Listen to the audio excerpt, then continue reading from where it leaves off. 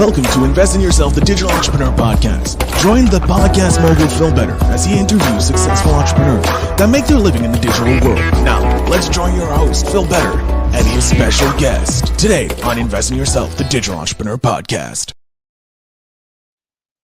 Gentlemen, welcome back to Invest in Yourself, the Digital Entrepreneur Podcast. I am, of course, your host with the most, Phil Better, and today I'm excited because we have a guest today that is all about empowering women to be paid what they deserve, how to negotiate, how to pretty much, she's the founder of the 30K program. Please, everyone, put your hands together for Mia Smithson. Mia, thank you for being here today. Awesome. I'm excited to be here. So I talked a little bit about what you do. You've worked with companies like Disney, Blue Cross, Blue Shield, Microsoft, all these amazing companies. But I would love for you to introduce yourself to my audience. Yeah, definitely. So I have scaled my career to the Global Director of Talent Management, leading hiring and leadership development for a workforce of 800 in 7 countries. And I started the 30K program after finding out that I was underpaid by $30,000, which is not fun. No one wants to hear that news. No. Yeah. So right after I found that out, I hired a coach. I learned the fundamentals of negotiation, and then I got 3 promotions within a year. So it was a bit of a crazy year. But I know what the gender pay gap feels like, right? Because I've personally experienced it. And then I've interviewed about 5,000 tech professionals at this point, about 2,500 of which have been female. And if I had to quantify it, about 1,500 of those women just haven't even tried to negotiate. Like, there's been no negotiation on their end at all. And so, I'm here to empower women to effectively negotiate and be all that they can be in the workplace and beyond. So I want, a workforce of 4, wow, that's huge. And so when you found out, because I'm always interested, because I don't understand why people think that women need to be paid less or there's a pay discrepancy. It's the same job. Everyone gets paid the same.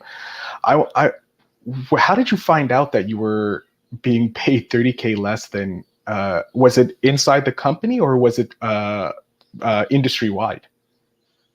That's a great question. So it was a bit of an unusual situation. So my boss had asked me to recruit a senior recruiter role. My title was also a senior recruiter. And the comp range that he gave me to recruit this person went up to 30K more than I was making. And I was like, oh, this is super interesting. Like, is there like a reason why I'm not paid the top of that pay band? Like, was there a skill gap or anything? And my boss was like, no, like you didn't negotiate. And so here's the thing, right? I could have sat there and I could have been like, how dare you? This is utterly ridiculous. And I could have like blamed him. I could have blamed the company, like all these things, right? At the end of the day, though, it is my fault. What? Yeah. I didn't negotiate my salary because I thought that if I negotiated that they wouldn't offer me the job, right? So I didn't believe in me. And so they didn't believe in paying me more. And so my mission is to be an example of what is possible, right?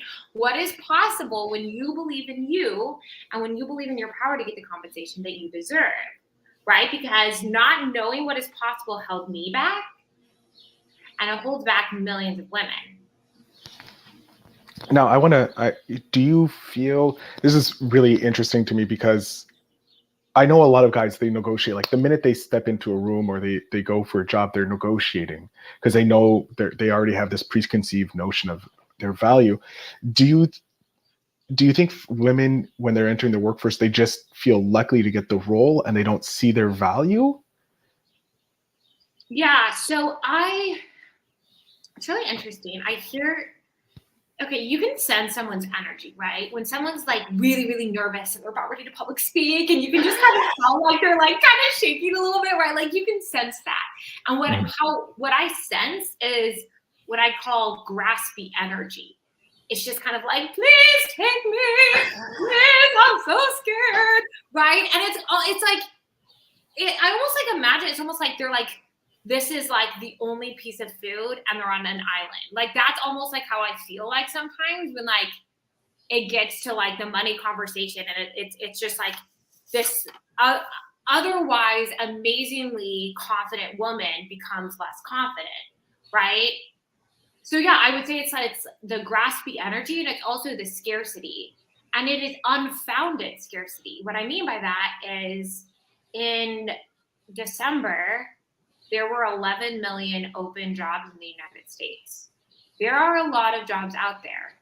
Even in a recession, there are still a lot of really incredible jobs out there. And so when you go into a job search and you have this scarcity mentality of like, oh, I just need this one, please, right? It's going to be a lot harder than if you go in there and you say, lots of fish in the sea, let's do this. I got some value to add, right? Mm-hmm. No, that's very true. Like you have to go in already.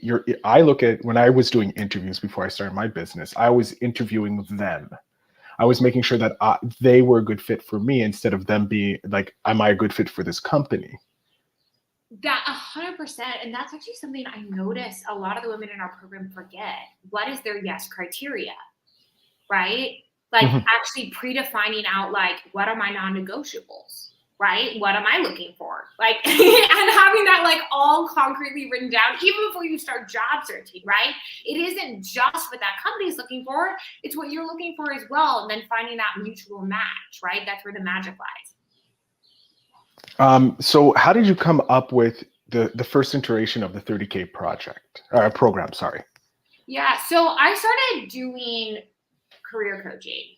And well, okay, I'll be real. I started career and life coaching. And then no one hired me to do life coaching, even though I was advertising it. I'm not kidding you. And I was like, okay, fine. I guess they just wanted to hear my career advice. And the result that, you know, we helped our clients to get the most frequently was an extra 30K of income. And I was like, you know, I was underpaid by 30,000. Like the common result is 30K. I feel like the name needs to be the 30K program, right? And I really wanted to help women because, you know, I have been a woman who was underpaid, right? And so I feel like the closest to that like person, right? Because I was that person. You're your ideal client right to a T. So obviously, yeah. when you did finally step into yourself and start doing the negotiations to get that 30 plus, to get the multiple promotions within, like, was it 3 years you got the 2 promotions, or was it 3 promotions in a year? Three. I apologize for lessening it. 3 promotions. It's okay. I know it's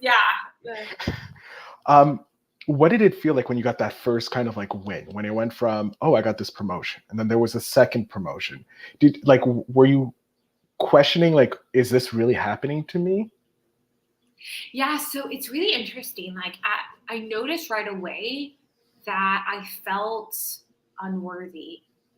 Like I was like, I didn't deserve this, blah, blah, blah, blah, blah, right? And I definitely felt imposter syndrome. And then I had to do a lot of identity work on separating my personal worth from my professional worth, right? And saying that like my professional worth is like, that is dependent on the amount of value that I put into the marketplace and what the marketplace is willing to pay for that value.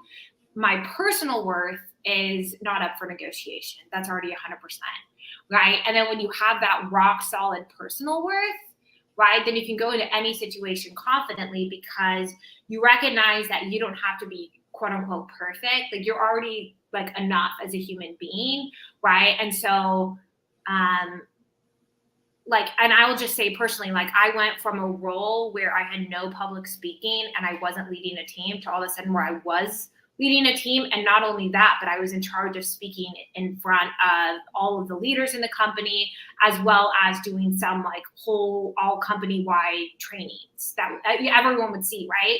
And it was literally like like an overnight thing. It was like all of a sudden that's what I'm in charge of doing, right? And so I just had to be like, look, I'm not going to be like perfect. I'm okay with occasionally making a mistake, as long as I know that I'm putting my best self out there and that I'm like really giving this all I can, right? And like that I think is truly confidence, right? Is when you know that regardless of the result or the outcome, that like you still believe in you. I love it. No, and you have to believe in yourself. You have to invest in yourself. Like you said, you hired a coach to help you get to the next level, to learn all this, and you invested in yourself, which is obviously the name of the show. But what are some of what are the reactions to the women when they go through the program and they get that 30K, or they get the bump that they were looking for, or the award or the recognition that they feel they deserve? Yeah, it's really fascinating because like we watch our women develop a deeper sense of, first, I would say it's competence, and then that competence leads to confidence. So negotiation is a skill, like riding your bike. And typically after you learn how to ride your bike, you're not fearful of riding another bike because you know how to ride a bike. You know what I'm saying here? Mhm. And since negotiation is a skill, what's like the funny byproduct is all of a sudden like in at home, all of a sudden she's negotiating with her spouse to pick up the kids, and now she's going to be the one who cooks meals because she is an incredible chef and loves it, right? And now she is negotiating at the dry cleaner to, have them like get a better deal on washing clothes. Like, you know what I'm saying? Like, it's like all of a sudden this like compounding in other areas, like outside of just like professionally, starts to occur. And then I think just it turns into this natural like confidence. It just starts to be really, really fun.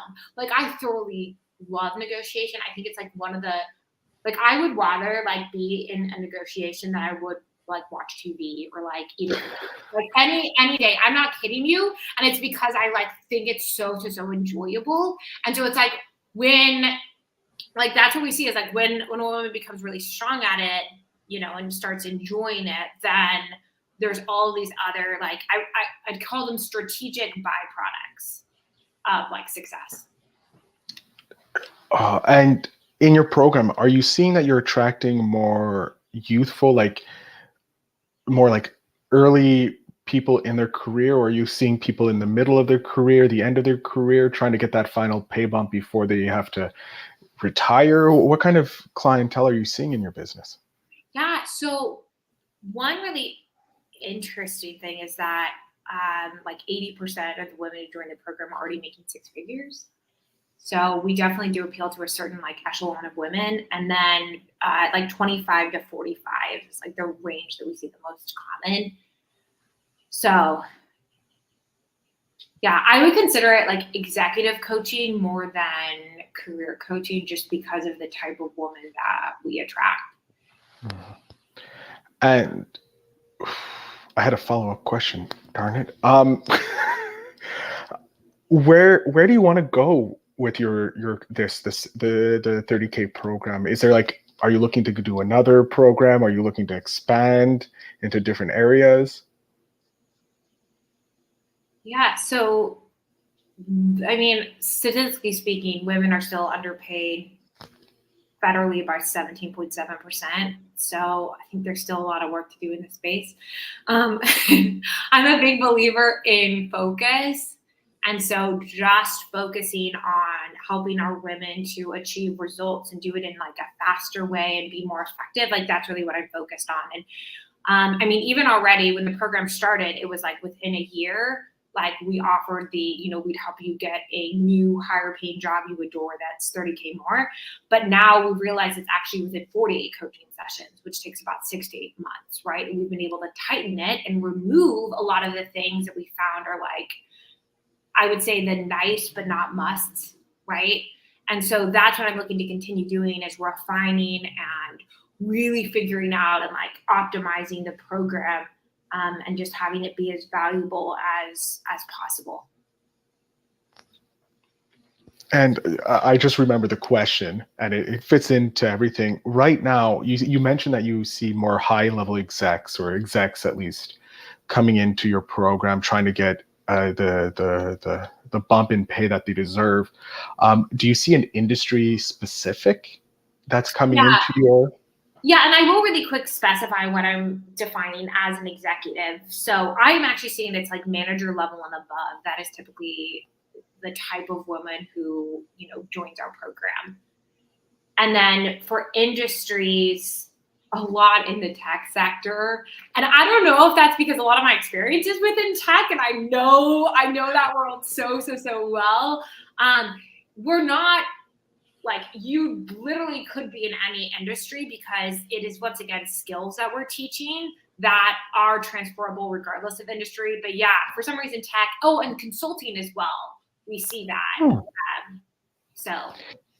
And so I want to touch on the tech. Do you feel that because tech has been kind of like a bro haven, if you will, that's why you feel you're seeing more women coming into there, because there's that exclusivity, that the boys club, whereas other industries are kind of more, maybe not equal, but they're more leveled out and women are more accepted in those places? I think that's definitely true. There's also a lot more, like, from what I've seen, like tech as well as consulting, like they're typically higher paying industries. Like it's a lot easier to kind of go in there and negotiate really effectively versus like if you work in like insurance, or if you work in the government, like you can still do it, but like typically they don't pay quite the same amount. So I think part of it is like maybe these women realizing like, hey, I'm actually in a really like high paying industry. Like let me invest in a coach that long term, we'll see really positive like ripple effects. And the big thing is that like I'm focused less on just like the ROI of 1 year. Like long term is what I'm really focused on. So the average woman works 43 years. The average person in America works 43 years. And so when you take $30,000 times 43, it's 1.29 million. And so if a woman joins our program in the very beginning, she could essentially make an extra like $1.29 million, which is like that to me is a really exciting number. And that to me is a lot like more exciting than just like $30,000.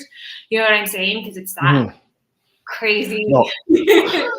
Listen, if I knew at the end of my career that I was going to get an extra $1.2 million because I took this program at the start of my career, I'd definitely be happy with that. That's right now, that's life changing. In 10 years, when I retire, who knows what it could lead to? Because if I learn the negotiation skills now, I could probably be negotiating even more. Like this is on conservative numbers. Yeah. I want to know, you've been doing this for about roughly how long now? This program you've been running? Let's see. I'd say about a year. I've been doing career coaching for about 2 years. This program for about a year. In the last 2 years, and already having accumulated a lot of wins for your clients and yourself, is there a memory that you care to share of maybe results that you helped with one of your clients, or something that you were able to achieve because you started this journey? So one of the things that actually is like the most memorable is my sister. So obviously not in the program, but I helped her to increase her comp by like, I think it's like over $50,000 a year roughly, just through like one role change. And that to me, I would say is like one of my most proud accomplishments, because she means like the world to me. And so being able to help someone like so close, and it just, I don't know, it was a really, really impactful experience. Actually, for both of us. Like, I feel like we're both a lot closer now. We're like, wow. Yeah, no, that is, no, I'm sorry. Helping a family member or your sister, like specifically your sister or your sibling, is just get more money and live a better life. If that doesn't bring you together, I don't know what will. Yeah. Apart from like the shared trauma of youth. But yeah, you've just like changed not only your sister's life, but her future generation's life, because she has that skills that she can then pass on. What is it that I know that you want to help women, like obviously get paid what they deserve and not have this 17%. It was 17%. You mentioned that federally, like make that as close to possible as zero in your lifetime. Is there anything else that you want to do? Like, what is it that Mia wants to do? That's a really good question. I mean, I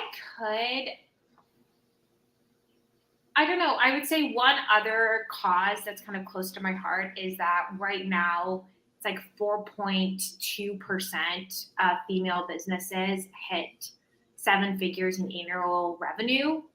And that's a stat, like literally only 4%, right? 4.2%. That's a stat that also really, really does bother me. So I could see myself in the future taking action and creating a solution for that problem specifically. But at this point in time, I, once again, am a huge believer in focus. It is, I'm not going to lie to you. I feel like I naturally have an ADD brain. I want to be like doing all these things at once. But I know that like at this point in time, being very, very focused is like what is necessary in order to like help the people and that we want to help and serve most effectively. Of course, no, I'm not trying to dissuade your focus. It's just I'm planning future episodes when you come back and you have all these amazing things. You talk about it on the episode, and throw people back to listen to see if it came together. Whoops, gotta be careful there. I would like to know for the people listening, both men and women, but we're going to talk specifically to the women here. What is a tip you have for them going into a negotiation to negotiate their salary, maybe a quick small raise or something along those lines? Yeah. So this is probably not the advice that you're expecting, but I think it's one of the most important things. So discomfort is the currency of your dreams. And I do believe that negotiations are inherently uncomfortable if it's something that you're not accustomed to. And so I would say the first thing is to know that it will probably be a little bit uncomfortable and to lean into that. Yeah. So, and that's a little bit more of like a mindset. And then like on a more strategic standpoint, I would say, don't spill your candy. What I mean by that is that it federally is illegal for a recruiter or a hiring manager to ask you what you're currently earning. Nonetheless, I have heard hundreds upon hundreds of people tell me what they're currently making, even though I've not asked them that question, right? Don't say it.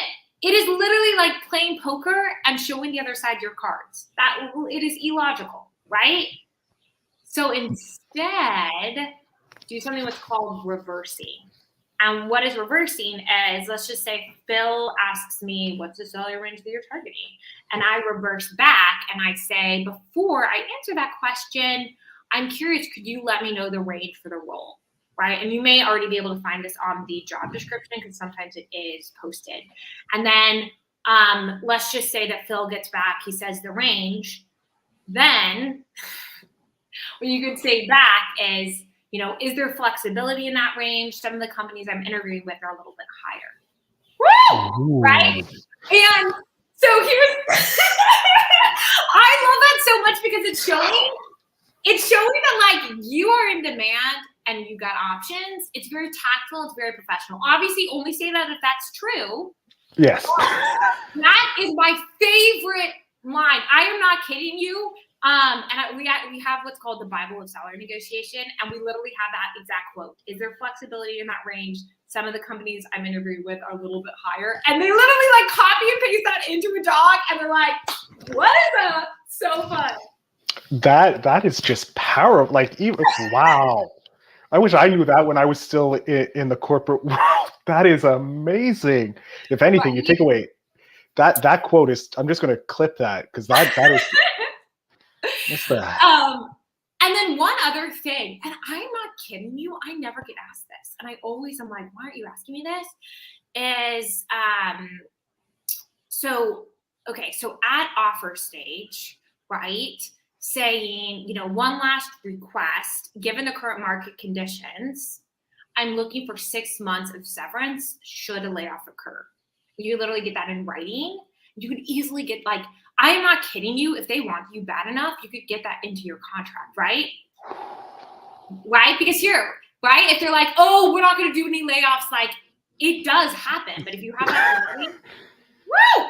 Look at the beginning of the year, just that, especially in tech. But yeah, that is great. And I wish you were around 3 years ago so I could have used you and negotiated better salary. Oh my gosh, so fun.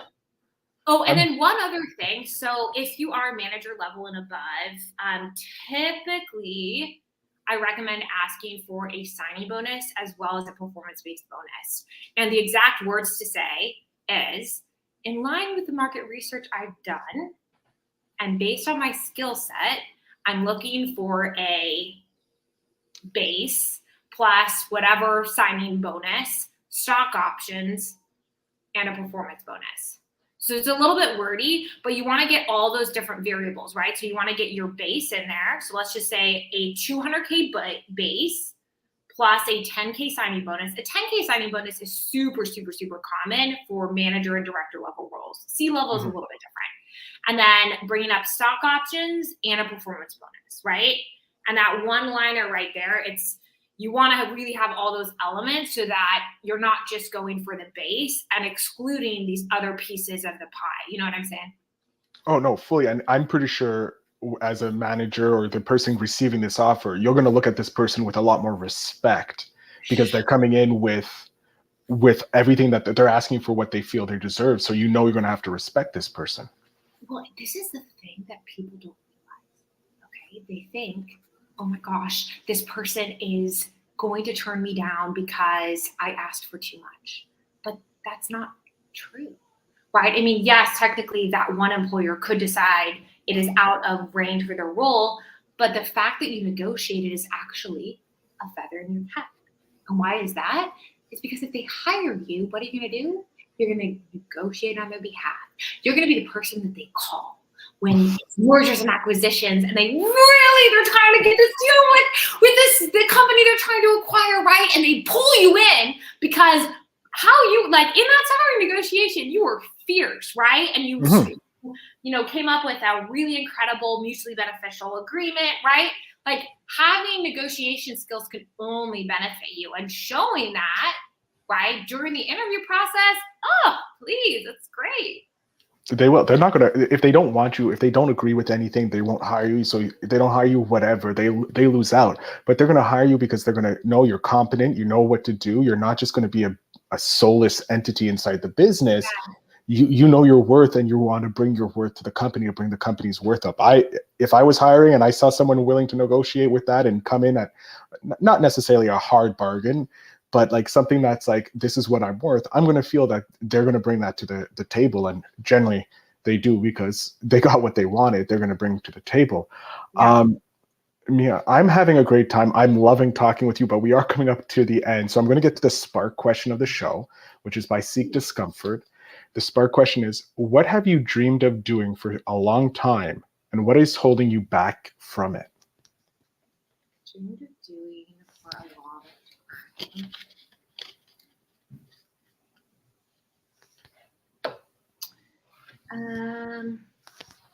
I don't know. I would say most of the things are like I literally do. Like I wanted to teach English in Thailand, and I literally moved to Thailand and taught kindergarten. So like I would say for the most part, I'm pretty good about this.